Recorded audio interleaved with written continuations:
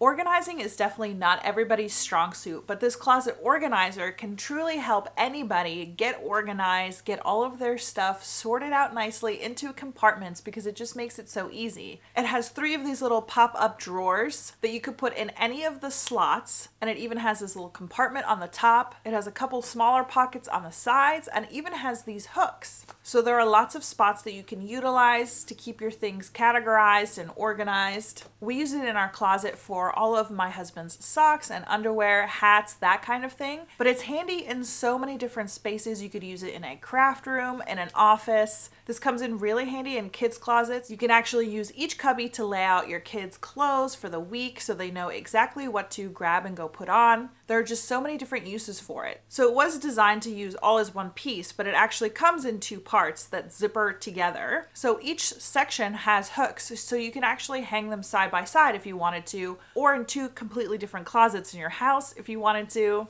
It just has so much storage space, and I love that it helps you utilize your hanging vertical space. And it doesn't hurt that it looks nice too with these faux leather handles on the front. Overall, it's come in so handy, so I can definitely recommend it.